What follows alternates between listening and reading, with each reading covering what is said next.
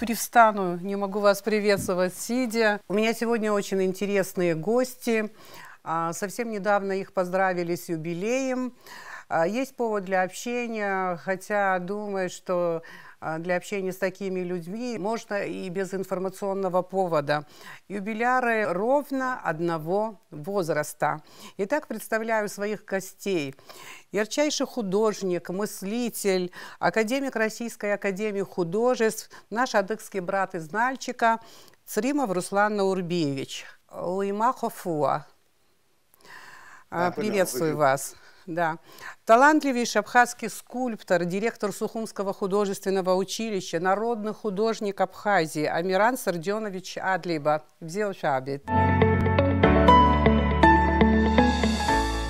Я не искусствовед. Вы признанные мастера, и потому не буду фокусироваться в конкретике вашего творчества. Вы интересны вашим поклонникам, в том числе и мне, как мыслители и личности. И немного мне сложно задать именно первый вопрос. И вот что я решила сделать. Помните, Лермонтов умчался век эпических поэм, и повести в стихах пришли в упадок. Почему именно эти слова, эти строки здесь и сейчас? Потому что я вижу в вас что-то такое очень эпическое и величаво спокойное. И отсюда мой вопрос. В каких отношениях вы со временем? Вы и время. Время, во-первых, в смысле определенной реальности. Это первое. И второе значение – время как собственный возраст. Вот второй вопрос, могу уточнить, беспокоит ли ваш собственный возраст? Добрый день, дорогие друзья, братья и сестры. Для меня честь большая, честь общаться с вами. Я понимаю, осознаю, как ответственно с моей стороны общаться столь высокого такого международного плана мастер, который уже давно состоялся как выдающийся художник, мастер, новатор. Могу подчеркнуть, конечно, счастье великое, что мы имеем такого масштаба брата, признанного в мире.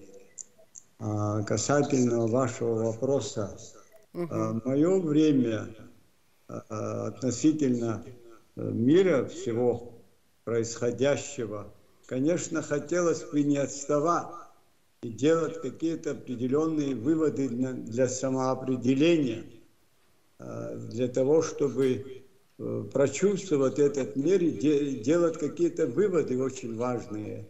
Мое отношение к миру. Я есть или нет вообще? Вот вопрос такой философский возникает. Я вне времени или со временем? Вот у меня очень это парадокс для меня. Я не могу ответить, насколько я состоялся ли я вообще как художник, как мыслящий человек, как практик. И это я не могу определить это.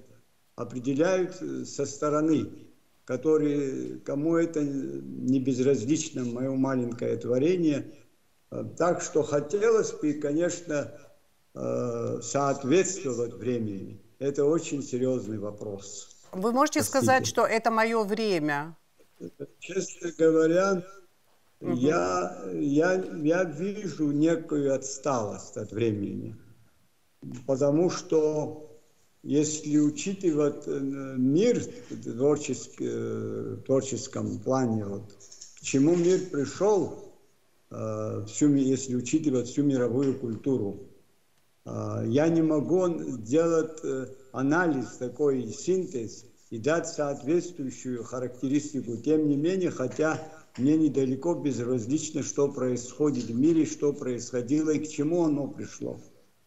и учитывая тем более эту глобализацию, вот, в котором мы живем, с чем мы сталкиваемся. Я начала думать о своем возрасте. Вот, скажем, даже год назад, 2 назад я об этом не думала. Но вот сейчас вот я начинаю об этом думать, и возраст в какой-то степени меня беспокоит. А мне интересно, вот художники, вот вы, каждый на собственном опыте, если скажет, вот насколько время возраст беспокоит, или абсолютно некогда об этом думать?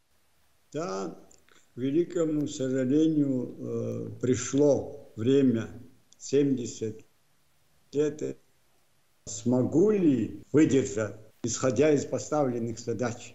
Конечно, это беспокоит. Физически, морально, интеллектуально и практически доводить, значит, свою линию. Я надеюсь, что еще и Всевышний отношение по вертикали выстроить свое отношение, может, Бог поможет действительно свою миссию выполнить на каком-то определенном этапе. Чересчур очень такой, значит, актуальный вопрос. Спасибо большое. Спасибо большое. Спасибо. Да. Планов много, значит, и лет впереди должно быть тоже много. В контексте искусства, если говорить о времени, о современности, о современном, что является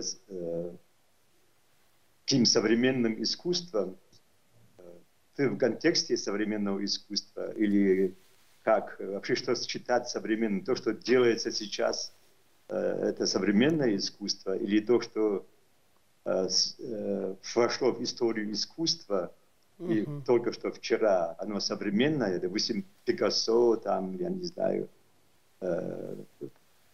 Ван Гог, Гоген, они современные художники или нет? Вот вопросы эти, они всегда актуальны, поэтому очень сложно вот так. Вообще время само по себе, в нашем языке нет слова «время».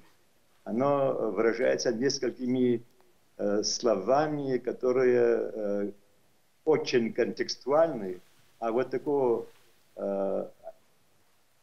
философского общего обозначения понятия времени вообще нет. Как и мира тоже нет. Это дуне, да, не наше слово. Время, заман, это не наше слово. Исходя из этого, может быть, вообще его и не нужно. Это все относительная действительно вещь. Я полностью согласен с Амираном здесь. Время – относительное понятие. И современное искусство в этом контексте тоже очень относительное понятие. Каким образом его считать современным. То, что сейчас делается всеми художниками, которые сейчас в этом мире существуют, они современны или нет? Вот это не очень-то... Простой вопрос, непростой. Похоже на правду, да. Это не правда, это не современное искусство. Судьи кто? Судьи кто? Судья только время, опять-таки, которого нет, получается. Касательно шедевров, конечно, значит, они рассчитаны на вечность. Да. И что там важно? Вот эта энергетика, вот этот дух, который сидит для всех времен и народностей, да, вне времени и пространства. Это немножечко, речь идет о высокой материи. Для гениальных людей нет времени. Несмотря на социальное развитие, там, значит, все формации, да, человеческого социума, тем не менее, всегда художник, творец вне времени и пространства. Это, значит, ты, Руслан, дорогой мой, дал толкование, значит, развил мою мысль, и синтезируешь. И очень дорого для меня, например. Спасибо. Но меня интересует вот один вопрос. Я вот надеюсь, что от вас услышу нечто интересное.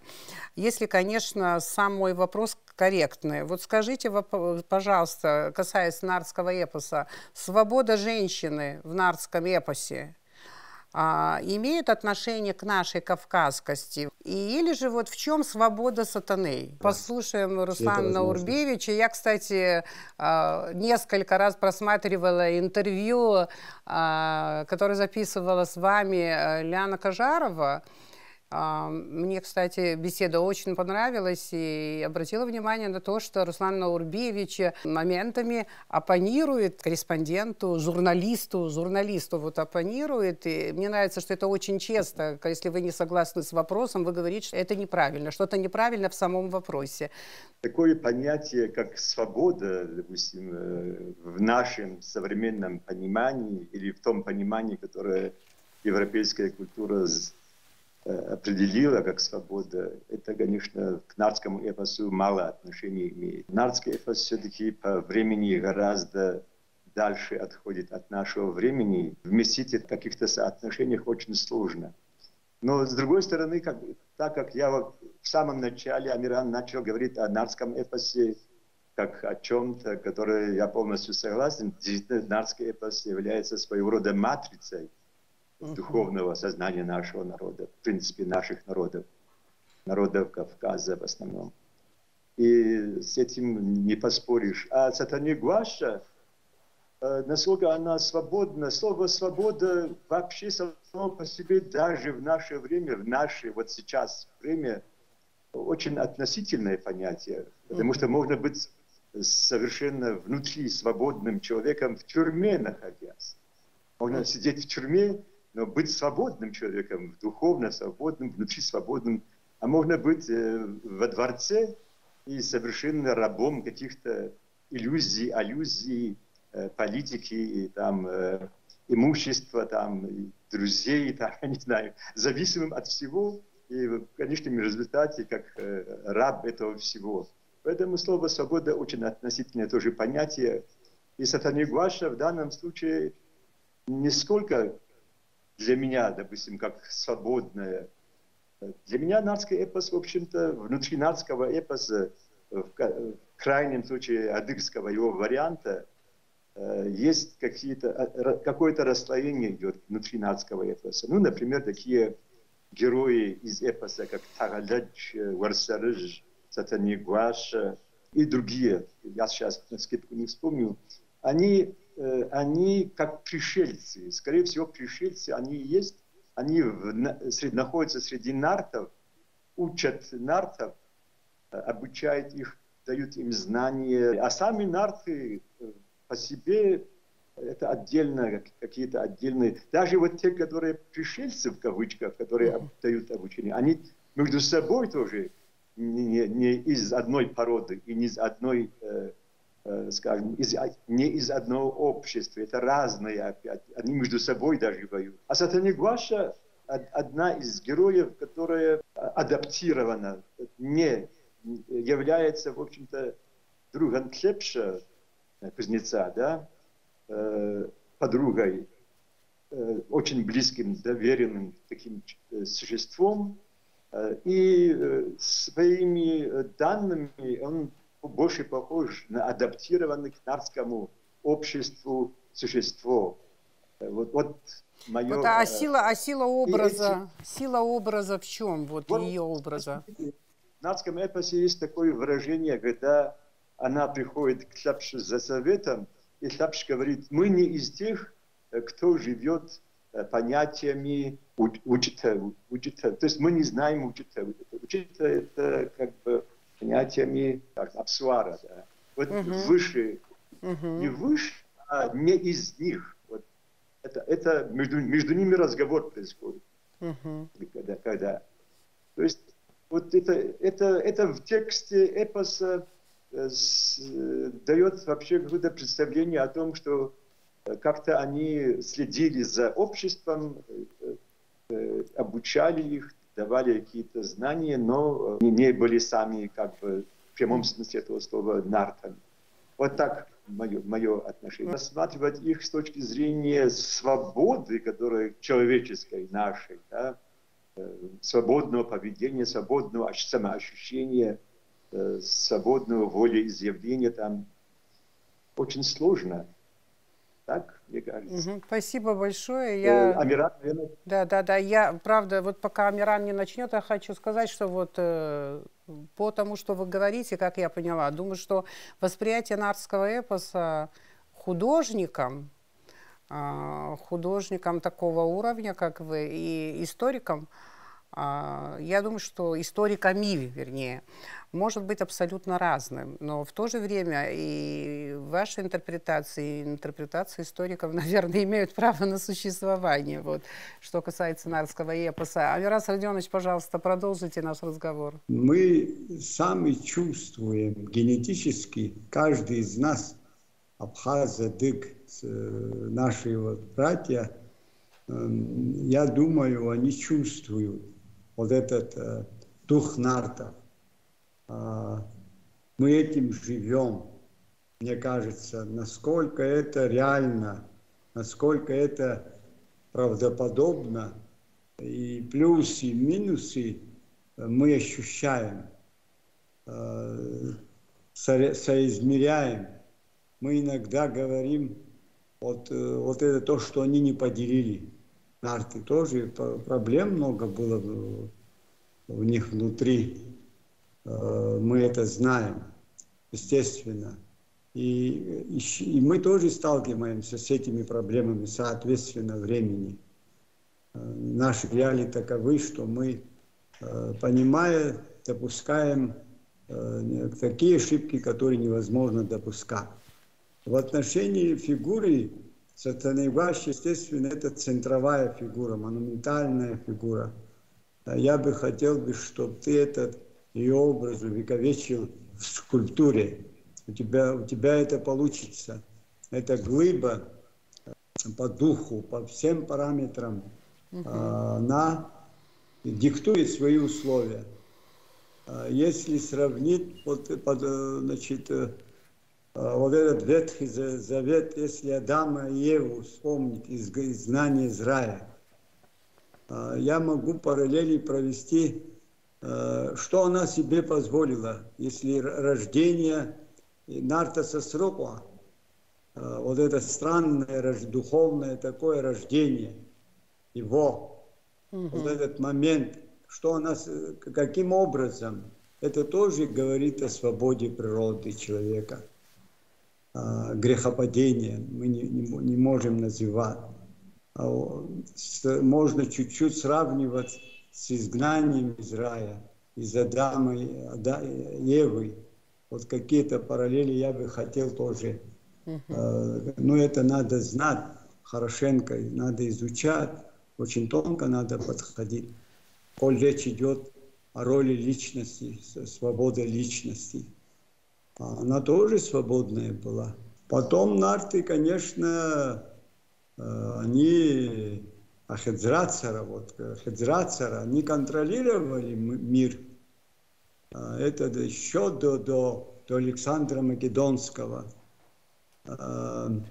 Они не были агрессивными, как ни странно. Великие путешественники, наблюдатели, терминаторы в лице Нарта Сосрокуа, вообще его образ надо увековечить. Каким-то образом не удавалось контролировать мир и в то же время быть простыми людьми. Хотелось бы у каждого из вас спросить, вот у Руслана Наурбиевича, с вашей точки зрения, самый горький, скажем, такой вот опыт адыгской истории. И вот к Амирану, соответственно, вопрос, вот то же самое относительно абхазов. Самый такой горький, самый определяющий, вот скажем, да, вот наше существование вообще в этом мире сегодня, вот какой был опыт нами получен, наши народы, вот в нашей истории. Это корректно, Руслан, так спрашивать? Ну, спрашивать можно, отвечать невозможно. Вообще-то любое состояние общества, любое состояние нашего сознания, оно... Я сам по своему характеру думаю, что нет такого, пока, допустим, один хотя бы человек существует, тот, который называет себя адыгом, да, который думает по-адыгски, который думает, как адыг, этот народ будет. Поэтому считать горьким, что он существует, да, вот почему это со мной, почему я, вот, что со мной, зачем это происходит, зачем с это нами, происходило. как с народом, как с народом. Я сейчас сужу как каждый человек, как народ, потому что невозможно о народе говорить вне себя, и о народе в целом говорить тоже очень сложно.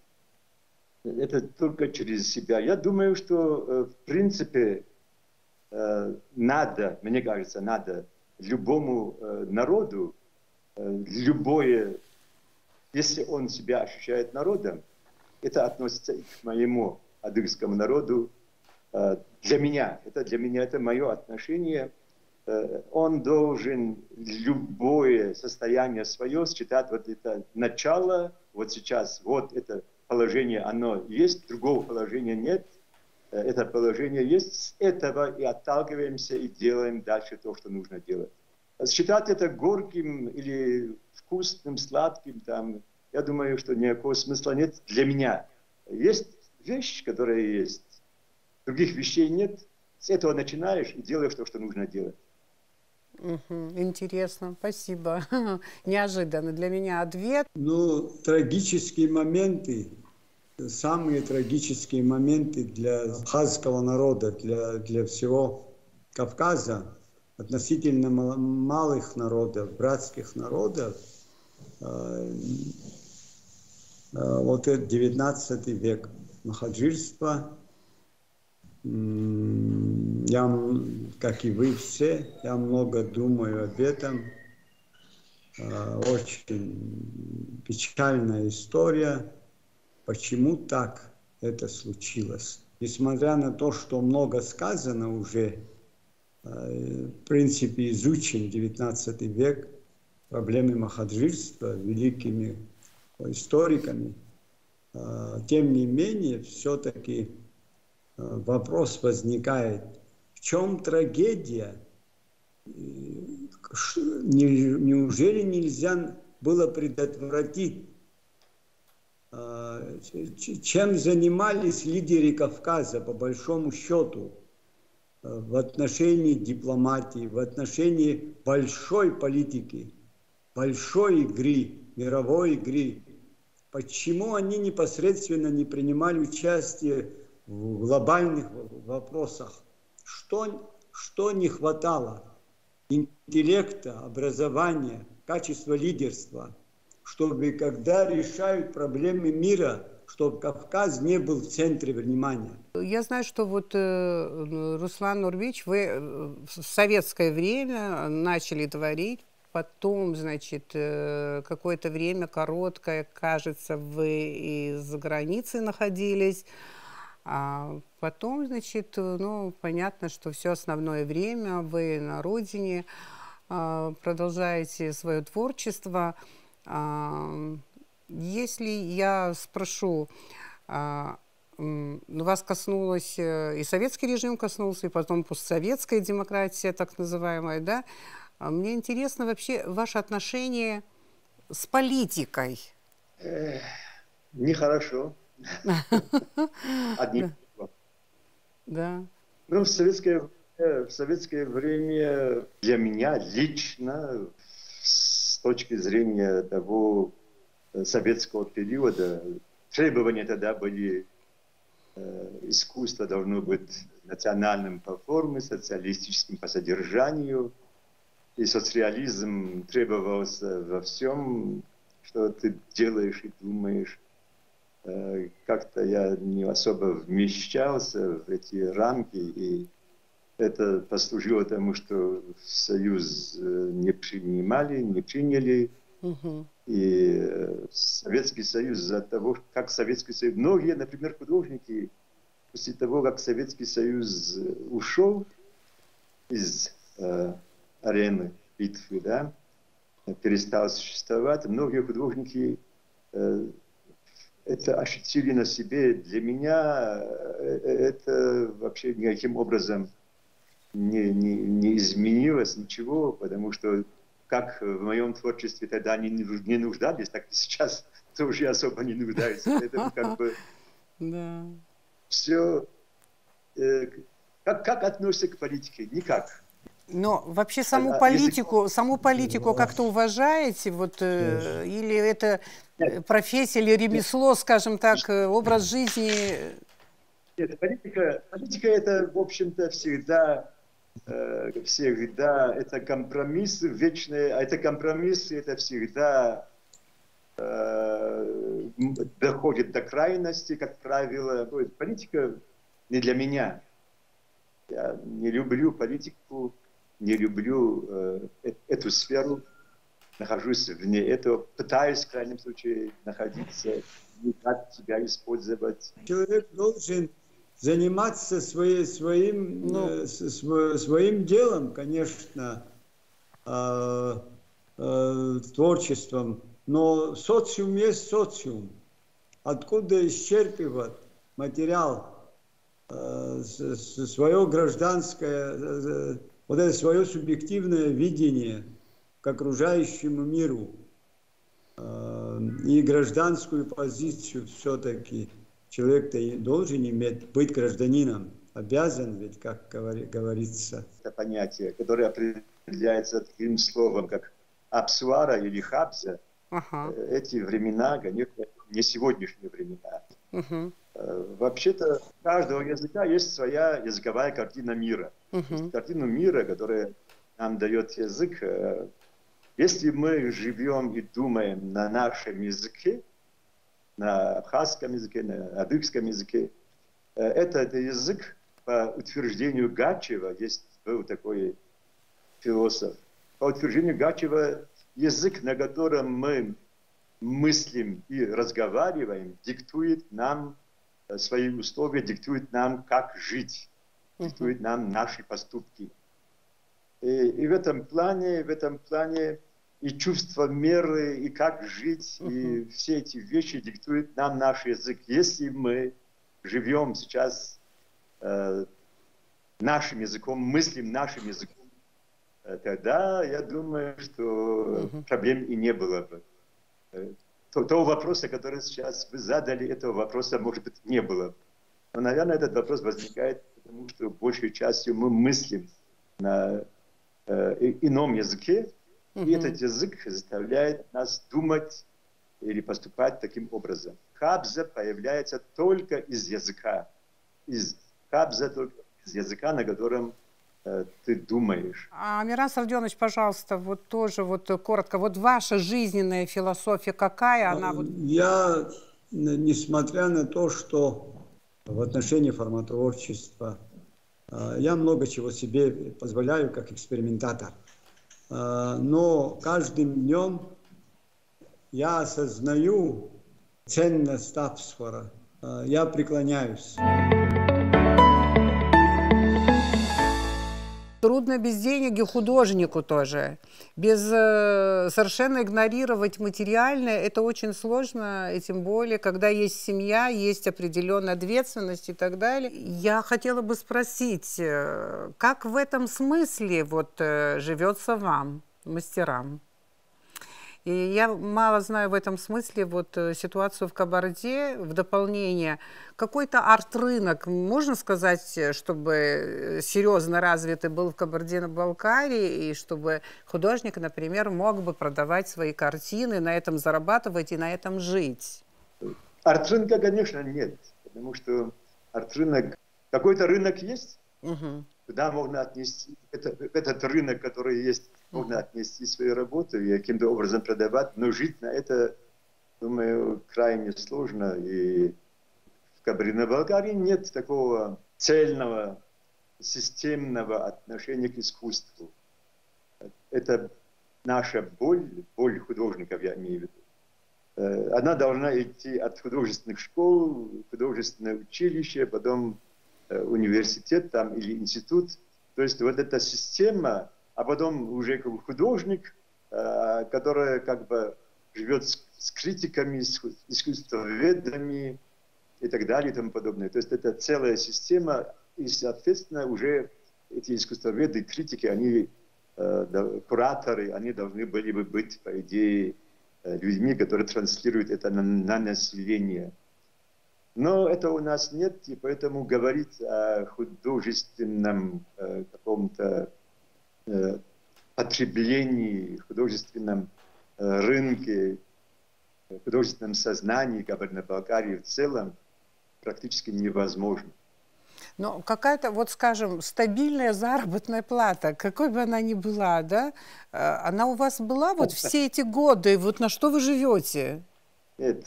От случая к случаю было все это время, от случая к случаю, где-то с 60 лет получаю пенсию.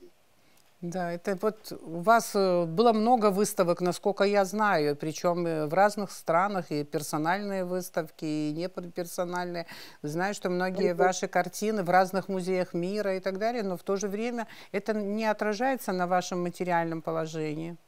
Чтобы это отражалось на материальном положении, надо быть в центрах искусства. Там, где ветра обдувают тебя, и там, где ценится то, что есть искусство. Настоящий художник преданный, однозначно. Слишком много примеров. Есть разница между творцом и мастером. Это сообщает нам известный теоретик Коллингвуд. Кто такой мастер, кто такой, значит, творец, который бунтарь, который, значит, трансформирует и предлагает свой субъективный мир, и в диалог вступает и движет мир. И в конце концов он может себя оправдать. Много было в вашей жизни перерывов, скажем, вот так вот, творческих кризисов? Если да, как вы находили в себе силы, каким образом выходили из этих кризисов, или это одного, скажем, кризиса? Как бы вы назвали свое творческое состояние сейчас, на этом этапе?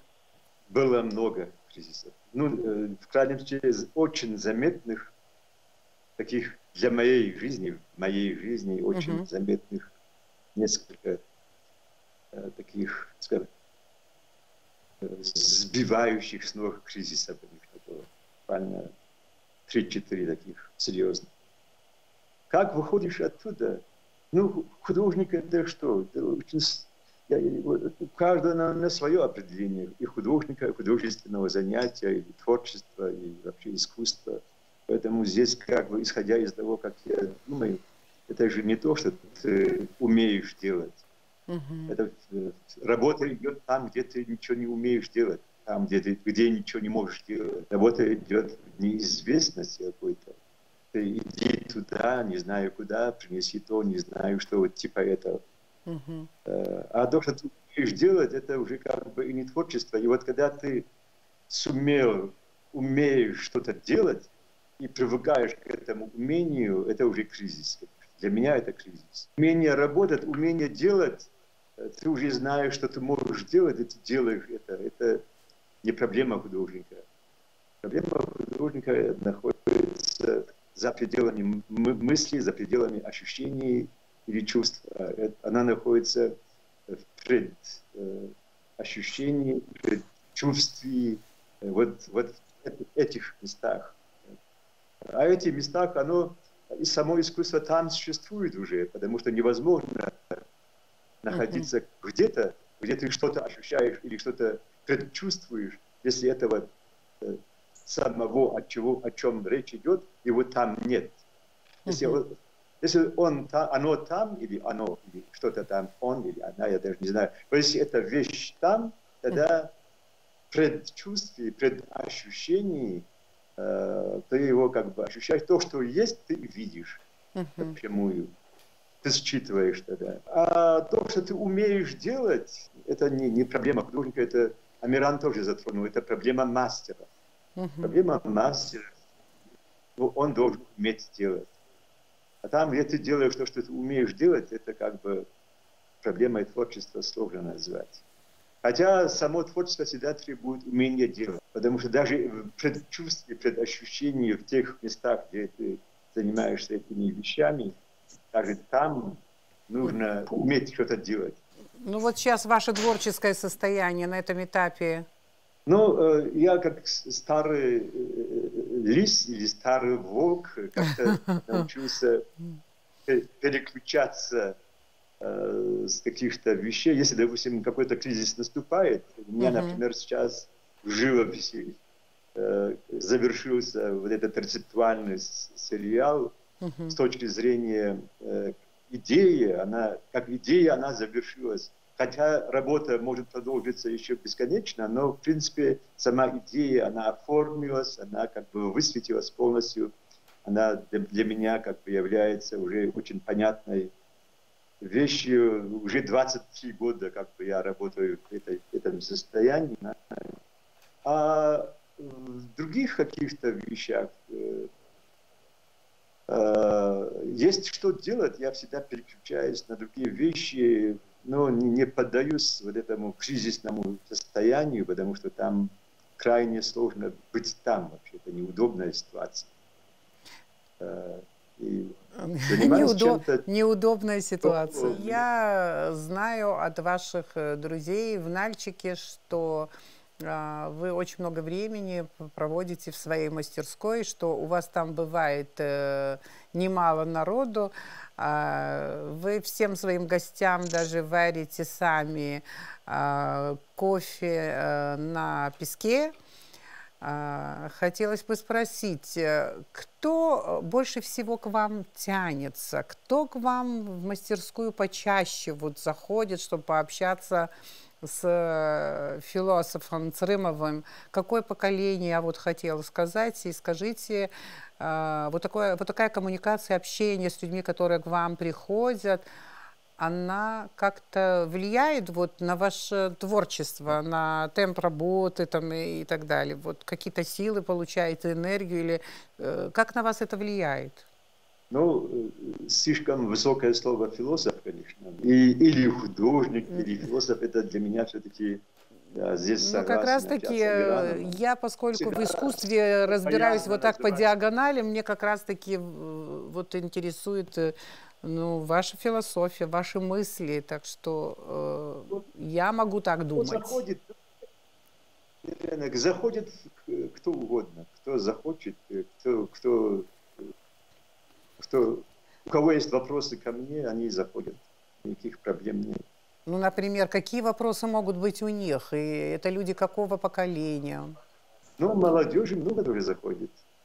Большей частью молодежь, потому что нашего поколения, в принципе, немного-то и осталось. Но это разве так много? Для меня немного, но... Интересно, а почему вы именно на песке варите, как в Сухуми у нас вот? Это привычка просто. Просто мне один мой друг подарил когда-то эту печку с песком, и с тех пор я так привык, что если с утра не выпьем кофе, то как бы и день зря. Вот так. Мастерской как таковой, к моему стыду, назвать мастерским не назовешь. Я поняла, что нормальной мастерской у вас нет, и, в общем-то, Циза Кезымовна узнает об этом, и она возьмется за решение этой проблемы. Коль мы заговорили о молодежи, да, и вокруг вас очень много учащихся, которые у вас учатся, и под вашим руководством, значит, в училище. Вот скажите, в целом за молодежь, учитывая реальность, в которой мы живем, есть у вас какое-то беспокойство, или вам даже тревожно, либо вы считаете, что у этой молодежи все будет хорошо? На самом деле, что вы думаете о новом поколении? Оно вам понятно? Я смешала несколько вопросов в одном, потому что время нам не позволяет более детализированно говорить. Молодого поколения, которое у нас просто... Душа не нарадуется, какая молодежь сейчас хорошая, просто чудесная. Из них несколько человек вообще уже сформировавшиеся художники со своим лицом, со своим почерком, со своим видением мира. У меня душа радуется, глядя на них. Это просто я даже не могу описать словами. Я думаю, что во времена нашей молодости мы были немного даже более расслабленные, чем современная молодежь. Она просто чудесная. Есть такие, не все, конечно, но есть такие. Вот тем оно и дороже, тем оно и лучше. Да, мне очень симпатично это ваше высказывание, потому что обычно, когда кто-то заговорит о молодежи, сразу начинается критика. Я знаю ваши возможности в информационном таком аспекте.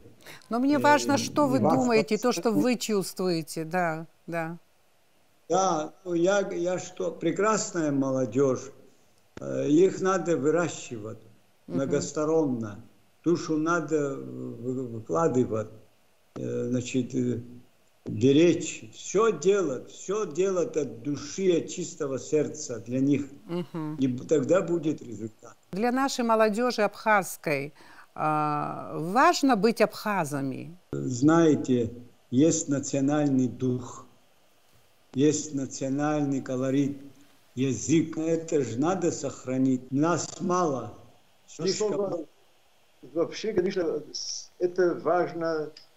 Здесь, конечно, просто так сказать, что важно быть адыгом, да, это один вариант. Само собой, что важно. Но что такое адыга, допустим, как его воспринимать, в каком контексте это слово рассматривать, какой это адыга, в каких параметрах, в каких, где начинается адыга и где он заканчивается, это очень сложные вопросы, и, конечно, об этом тоже надо думать. Это проблема не только молодых, это проблема всего общества. Спасибо огромное. Коль заговорили о молодежи, давайте вот хотелось бы 2 слова хотя бы услышать о собственных наших детях, потому что наши дети, понятно, нас особенно волнуют и волнуют часто. В интервью вот Лиане Кажаровой на Блиц-опрос на слово «дети» вы отреагировали одним словом, что дети, они повзрослели. Но дальше понятно, что Блиц-опрос не предусматривал уточнения там и так далее, вот и расшифровки не было. Мне интересно в 2 словах, а что это значит, дети повзрослели, что вы имели в виду? Я думаю, что это как раз относится к тем, если, допустим, с точки зрения адыга рассматривать такой вопрос, это некорректно. Некорректно говорить о своих детях. Нет, но повзрослели в каком смысле, да? Неудобно, не как-то... Хорошо. Да. Скажите тогда, они, повзрослевшие дети, они, ну, они, понятно, они реализовываются, каждый в своей отрасли и так далее, но они от вас дистанцировались или они стали ближе по мере взросления? Нет, не дистанцировались. Не дистанцировались. Спасибо. Вот интересно, Амиран, тоже понимаю, сейчас Амиран тоже будет смущаться о своих детях, говорит он тоже, конечно, не будет. Просто меня-то интересует вот нечто концептуальное. Что дети для вас сейчас, вот на этом этапе, Амиран? Для них я мало сделал, конечно. Извините за нескромность.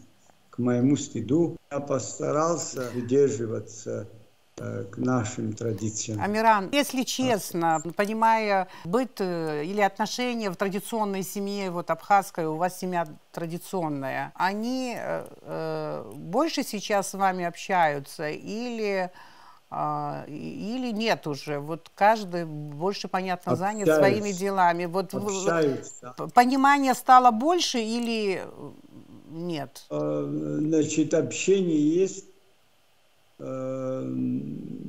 Духом, как бы, дистанции, и тем не менее, есть контакт, есть диалог. Они недалеки от меня.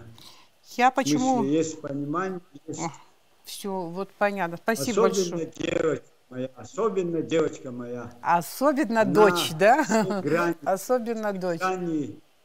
она идет навстречу, как бы она сопереживает вместе со мной. Все, что со мной происходит, она очень тонко ощущает. Я опять перехожу к Руслану. В том интервью вы сказали, что вы отца пропустили. Я поняла, в каком смысле. Вот вы не боитесь, что то же самое может быть с детьми или с вашими? Вот, или же вы иначе строите отношения с детьми своими? Ну, очень сложно переходить какие-то веками сложившиеся устои.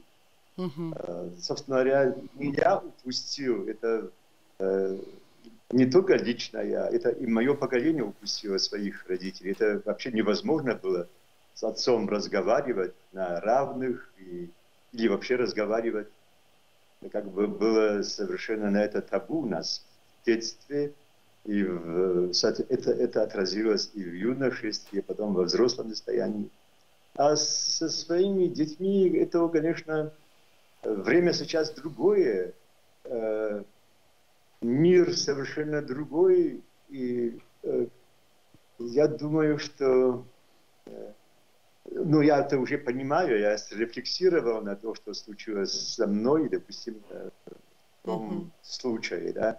И поэтому как бы я пытаюсь, в крайнем случае, не повторить то, что тогда произошло, что как бы нельзя с отцом там разговаривать. Ну, разговаривали, но это было такое, то есть, по-другому надо было. Более близко, более... Но с другой стороны, может быть, это и не нужно, потому что это минутная моя слабость в том интервью, я просто что-то вспомнил, а может быть, это и не нужно, потому что отец должен оставаться отцом, не обязательно он должен быть другом, не обязательно он должен быть таким все понимающим, принимающим, все-таки его должен слушать сын, должен его воспринимать, независимо от того, принимает он решение отца или нет. А это уже за рамки дружбы выходит. Поэтому вот элементы какой-то патриархальности должны вот присутствовать. Да. И эти вещи, какие-то эти элементы должны оставаться, я считаю. Отец есть отец. Для меня он очень стабильным, таким, значит, сильным по духу и физически, и морально устойчивым, как кавказец все-таки, стабильный. Его невозможно было увести. Вот эта статичность, статность, никогда он не открывал вот этот вот, никогда. В июле месяце он китель носил. Традиционный.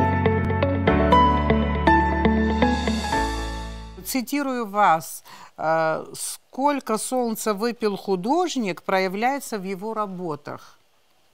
Объясните мне, человеку, который понимает искусство по диагонали, что это такое? Сколько солнца выпил художник? Что вы имели в виду? Ну, сказано, потрясающе красиво сказано, да. Это, я даже не знаю, как сказал, так и сказал. В принципе, сколько он прожил, сколько он почувствовал, сколько он увидел, познал, пропустил через себя и там так далее и тому подобное. Мария Вяжич, академик Российской академии художеств, как раз вот я читала ее вот по поводу вас. Она пишет, что феномен Цримова – появление самобытного мастера абстрактного искусства в глубоко укорененном национальном контексте. Вот в ее цитате, в ее оценке, в ее словах. Что вас не устраивает? Или все устраивает? Ну, в принципе, это то, что было как бы в сознании, вот так можно в сознании смотреть. Просто свои коррективы сейчас вносит технологии. Технологии настолько быстро распространяют всякую информацию, что то, что раньше лет 20-30 назад было доступно только жителям каких-то больших городов, сейчас ты можешь вот сейчас за этим компьютером смотреть галериксы, там различные сайты, музеи, выставки там и так далее и тому подобное. Быть в курсе того, что происходит во всем мире. Поэтому вот это глубоко укорененное, это слово условно относит нас к тем лет назад. Сейчас не так. Да. Я не зря задала этот вопрос, правда же? Какая из ваших работ вот, для вас наиболее ключевая? Если можно применить слово «любимая», тоже, в общем-то, возможно. Но может быть работа, которая вот как бы, ну, вот в какой-то момент удалось это сделать, это получилось, и это как бы порвало сознание. Честно говоря, что касается каких-то работ на изобразительном фронте, я бы не смог какую-то работу выделить, но книга, которая «Нарты», которая получилась, да, эта книга, ну, она, я считал, ее более или менее вот, ну, то, что она вышла, это хорошо, про себя я подумал. Там у вас вот текст на адыгском языке. Вы написали на адыгском, правда же? Вот я знаю, что очень многие люди для того, чтобы завоевать более широкую аудиторию, у нас у абхазов это часто бывает, они это могут сделать на русском языке, скажем, не на абхазском языке. Вы сделали это на адыгском. Вы же понимали, что вы сузите аудиторию, но насколько для вас это было важно? Ну, я вообще не думал о расширении аудитории там, или о чем-то. Я исходил из моего понимания адыгского языка. Перед этим мы, в общем-то, определенное время здесь, в мастерской, собирались по поводу нашего языка. Происходила работа определенная в языковой сфере. И поэтому вне языка эпос я вообще не вижу. То есть вообще невозможно ее перевести на какой-то другой язык без больших потерь. Вот я бы сказал так. Спасибо, замечательно. Да, есть некая привязанность, что правда, то правда. Парки славы. Я старался вот эту вертикаль писать ландшафт, несмотря на то, что она маленькая, но я старался там все, что необходимо было для того периода, я добросовестно высказался. И насколько она как-то масштабно охватывает пространство, это немножечко я, может, не попал, как пятно масштабно не смог посадить. А так я душу вложил, я верю в это. А вот какая из работ Руслана Црымова вас больше, скажем так, взволновала, вот как-то зацепила? Какая работа наиболее важная, как вы считаете? Когда к моему стыду, я еще не был в Нальчике, кстати. Очень стыдно мне сообщать об этом. Когда я увидел его работу, вот в честь ребят, которые сложили головы для нашей победы, свободы, его произведение, вот «Утроенная сила», как он выразился, это открытие для меня. Когда я увидел по телевизору, я очень внимательно слежу, хочу ощутить, посмотреть, увидеть. Я подумал о себе тоже. Думаю, начал верить в себя больше. В сравнении с «Парки славы», с моей работой, и аналогии начал приводить, и убедился, что я тоже был прав. Вот такие параллели, и я еще раз прочувствовал, что генетически, что мы братья. Он убедил меня еще раз. Это очень, очень дорого для меня. Это одно произведение. И еще его живопись такая мягкая, такая содержательная, культура пластики. Он везде пишет симфонию, во всех картинах. И есть национальный колорит, о котором он, значит, очень акценты не делает. В отношении языка, как бы, его родного и нашего, у него особое отношение. Я его лекции слушал, здесь он нам читал, здесь училище, вот здесь, где я сижу, сидел, я с восхищением слушал. Его надо слушать часами в отношении языкознания наших абхазо-дыкских языков. Он, может, специальное образование не имеет, но глубочайшая мысль, тончайшая мысль.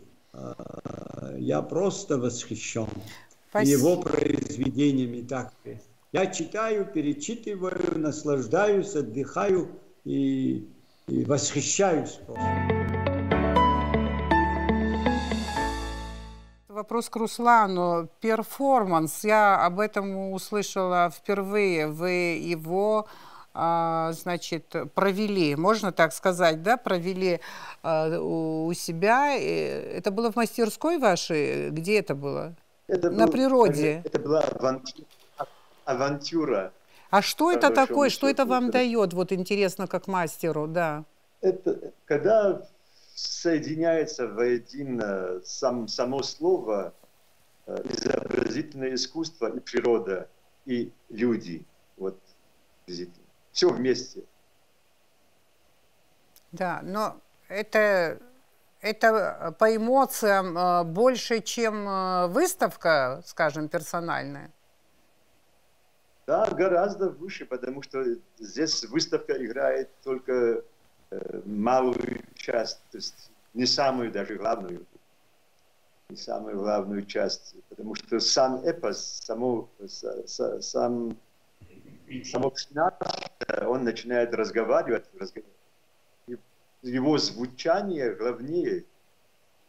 Потом само солнце восходит, это как бы переход от ночи ко дню. Этот переход, он подчеркивается специально, когда выезжаешь для того, чтобы увидеть это еще звучание твоего языка, нардского пшенаша.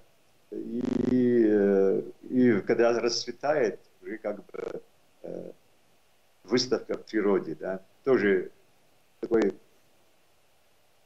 не знаешь же, что может получиться, потому что природный свет может уничтожить работу. То есть авантюра, почему я говорю, это авантюра, потому что... Да, интересно. В 3 часа ночи надо выехать, в 4 начинается сама процедура, заканчивается в 6 часов, где-то все с переходом уже к солнцу, к дню. Получится или не получится это все, никто не знает. Может, дождь пойдет, может, солнца не будет, может, работа не будет смотреться, может, голос пропадет, да, ты не сможешь почитать там, и так далее. Все это... А вам погода подсобила? Хорошая была погода? Все сошлось. Это неожиданно было для всех, и для меня тоже. Все сошлось, все было... Я сам не ожидал, что столько людей ранним утром в 4 часа там будет свидетелями этого всего. Я думал, самое больше придет человек 50, ну, от силы, это как бы друзья моих друзей, да. А пришло там за 200 и так далее, там много людей пришло, это приехало, не пришло, уже приехало, это надо ехать, было от Нальчика 25 километров, 27 километров. Надо было ехать, 3 часа надо было выезжать, 4 надо быть там, и так далее. Все очень неожиданно для меня, все хорошо получилось. Вы сказали в интервью, на которое я ссылалась, о том, что адыгство – это бесконечность. Вы хотите сейчас к этому еще что-то добавить? Да, это вообще как и человечность, бесконечность, да? Они где-то в одной упряжке, слово адыгство и человечность, адыгскость и человечность, это как бы без человечности не может быть адыга. Но адыга еще и язык сам по себе как бы диктует тоже. Кроме человека еще и язык диктует. Это не мои слова, это в самом начале я говорил про Качева. Поэтому адыгство сегодня, в общем-то, я даже не знаю, кого можно назвать адыгом. Это настолько сейчас неопределенное явление для меня. Апсора для вас что? Если человек один родился, это вечность. А целый этнос – это что? Это больше, естественно, больше. Там много секретов, много энергии, много с точки зрения астрального мира. Если подойти, уйма вопросов возникает. Эфирного мира, если подойти дальше, это дух, который живет вместе с планетой, с космосом. Это сложнейший вопрос. Руслан, я могу, конечно, не точно вас процитировать. Вы сказали, что ваши герои, они и не счастливые, и не несчастные. Вот скажите, а вот вы сами себя в этом смысле как воспринимаете? Вы тоже... Это нет из языка, опять-таки. В нашем языке нет слова «счастье». Конкретно такого слова вообще, конкретно что означало счастье, такого слова нет. И поэтому я исходил, и тот контекст, который я говорил, именно такого плана был. Но, конечно, это сложно объяснять каждое свое слово, поэтому оно не прокомментировано. Поэтому это слово, это выражение, оно существует. На самом деле, конечно, сама картина мира, которая создается языком, она выстраивает таким образом все поведение, все значения таким образом, что если там нет такого слова, там это не значит, что оно несчастно, да? Она несчастна, сама картина. Или она счастлива, если есть такое слово. Поэтому это несколько другое явление. Об этом можно говорить, но это слишком длинный разговор. О себе вы не можете, о себе вы не можете сказать? Я вообще об этом не думаю. Не думали? Хорошо. Если я буду думать о себе на нашем языке, то я и скажу, что я просто живу и все. Спасибо. Вы хорошо вышли из ситуации. Теперь я вот задаю этот же вопрос Амирану. Каковы ваши герои? Вот какие они? Счастливые, несчастливые? И какая связь между вашими героями и вами? Вот в ощущении, в восприятии живописи Руслана я могу так обобщенно сказать. Они несут свет. Вот вы говорили больше о солнце. Работы Пикассо несут свет, много солнца. Я однажды подумал, наверное, строение солнца он хорошо знал. Пикассо. Все секреты. То, что даже ученый мир не знает. Какими-то галогенными лучами, что ли, он вник, наверное, в строении Солнца и оттуда энергетически что-то взял, наверное. А к моему сожалению, мои работы, особенно по живописи, хотя я серьезным живописцем себя не считаю, они мало несут свет. Я думаю об этом и переживаю. Во-первых, в послевоенный период я увлекся драматургией. Слишком утруждаю себя. Пора отойти от этого, жить гармонично. предпоследний мой вопрос. Вот что общего между нами? Помимо того, что мы из одного общего корня. Большое значение придаю языку, лично я. И не считаю, что язык принадлежит нам, а считаю, что мы принадлежим языку. Адыго-абхазская языковая группа, она сама по себе, она, многие ищут совпадение в словах.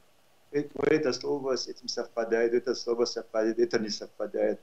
А там совпадение в другом. В том, что устойчиво одни и те же вещи, одни и те же явления в языках, в абхазском и адыгском языке, трактуются самим языком совершенно одинаково. То есть в таком значении она проходит через весь язык. И в этом плане тот интерес, который выработан нашим языком, тот облик народа, который выработан нашими языками, абхазским и адыгским языком, я думаю, именно в этом наше общее.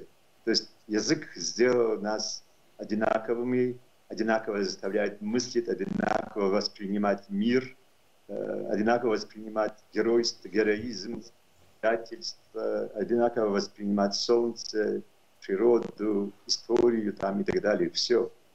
Единство языка. Зарина Коноковой общалась. Зарин, скажи, пожалуйста, вот как я могу обратиться по-нашему к Руслану Наурбиевичу? Вот так вот, Руслан Наурбиевич, как у вас принято? И она мне объяснила, что, знаешь, вообще, говорит, традиционно, как принято было. И я по-моему, запомнила. Црым, Наурби, Июка, Русла.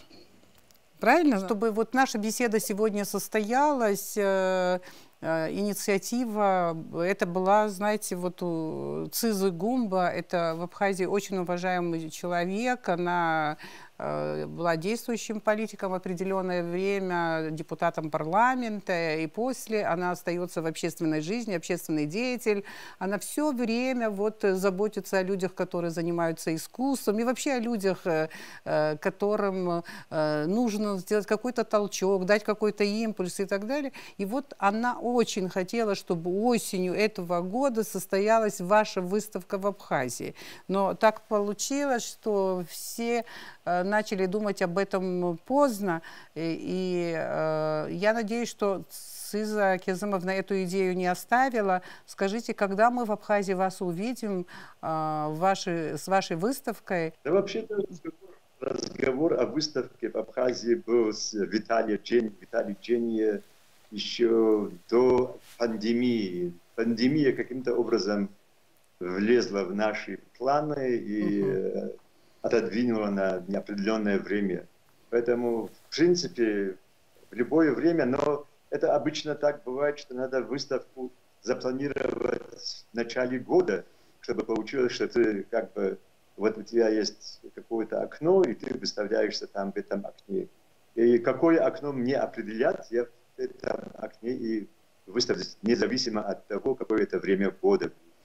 В начале следующего года, с начала следующего года до конца. Или в следующем году, если следующий год полностью занят, тогда через год это не столь важно.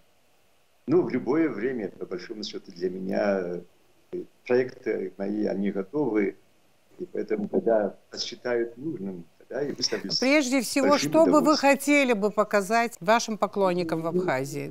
Есть два проекта у меня готовых. Это нартский проект, нартовский, вот эта с книгой. Есть, в принципе, на этом этапе как бы остановившиеся рецептуальные сериалы. Вот два различных совершенно проекта, любой из них, который подсчитает. Рецептуальный сериал — это чисто художественное такое явление. А нартский эпос, он как бы общий для абхазов и для нас, поэтому для меня... Ну, считайте, что мы проанонсировали эту выставку, которая, я надеюсь, состоится в будущем году. Как раз в Абхазии отмечают 30-летие победы в Отечественной войне. И лучше всего, конечно, если это произойдет вот в новом году. Какие вот эмоции вот от нашего общения сегодня? Я понимаю, что технических неполадок здесь было достаточно много, и это срывало, конечно, вот нашу беседу. Связаться немножко было тяжело, и записать было немножко тяжело тоже. Но, тем не менее, вот мне интересно, что вы думаете об этой встрече. Для меня, например, мне кажется, что это какой-то незавершенный разговор, который должен вот состояться дальше в будущем и не по скайпу. Вот так вот. И время для меня абсолютно не то, что не потеряно. Я для себя еще узнала много чего. Вот Амирана, конечно, я знаю лучше, понятно, мы общаемся здесь часто, это очень дорогой и близкий для нас человек. Руслан Наурбевич, вот все, что можно было прочитать в интернете, прочитала очень мало, но на меня, конечно, больше впечатление произвело интервью, и для меня очень важно с вами общаться, и я боюсь, что я могла где-то вас и разочаровать по каким-то вопросам, но я сказала, что в конкретику творчества не влезаю. Вот то, что уже в других интервью прозвучало, тоже я не хотела эти вопросы задавать, и поэтому много интересного я от вас услышала. Ну, наверное, как-то попрощаемся, вот. Что бы вы хотели вот в завершении интервью сказать? Несомненно, я счастлив. Подобного не было для моей биографии. Что главное вот объединяет нас, вот абхазов и адыгов? Как вы думаете? Руслан сказал язык. Язык, конечно, он прав. И я хорошо знаю его точку зрения, его отношение к языку. Много секретов там. Открывать надо по чуть-чуть. Там все сказано, там все есть залежи, ценности колоссальные, конечно. Но когда я везде, когда видел кабардинца в армии, во многих местах, я думал, что это абхаз. При общении они говорили, что я кабардинец. Я никогда не делю. Вот это братские народ. Я уверен, что мы братья. Были, есть и будем. И эта война тоже показала, кто есть кто. Поистине, для меня, конечно, очень дорого. Спасибо Богу, что Руслан есть у нас на Кавказе. Это уровень очень драгоценный, и все об этом знают. Это не громкие слова, это не от того, чтобы просто я перед тобой как бы очки набираю, абсолютно нет. Это истина. Ты есть достояние Кавказа всего, да и вообще мира, скорее всего. У тебя большие перспективы, еще по-нардски, вот это эпос, что ты сделал.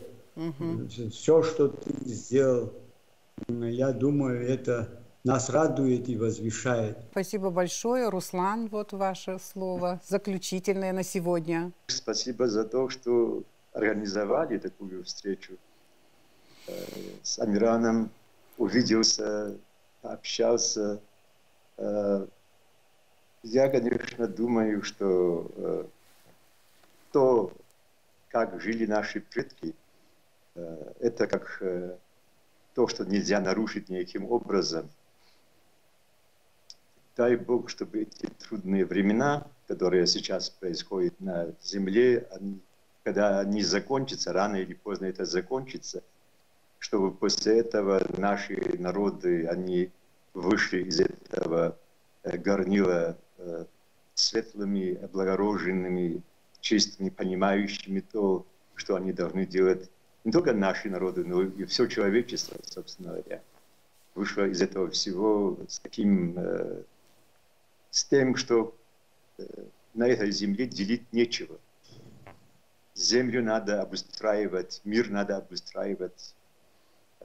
Абхазию я люблю, Абхазию я не знаю, как выразить свои слова к той стране, которая называется страной души. Как можно еще по-другому, кроме как о душе, говорит Абхазии. Поэтому я передаю привет всем, Амиран, Ирина, всем моим друзьям в Абхазии, которых сейчас нет здесь рядом. Даст Бог, увидимся в будущем году. Тамжиа, Тамкирапсо, Узнишат Тамжи, Абхазми, Абазашапми, Юража. Спасибо большое вам, спасибо, что вы есть. Я думаю, что мы можем и должны гордиться вами. Вы наши современники, выдающиеся, но при этом в моем восприятии вы еще вот, может быть, это влияние вот вашей философии, которая очень тесно связана вот с нарским эпосом, с языком, в целом с духовностью. Вы сами, как эпические герои в нашей жизни. Желаем вам творчества и завтра, и послезавтра, и долгие годы. А Руслана ждем в Абхазии в будущем 23-м году. Абзерас Амиран Упсол Руслан.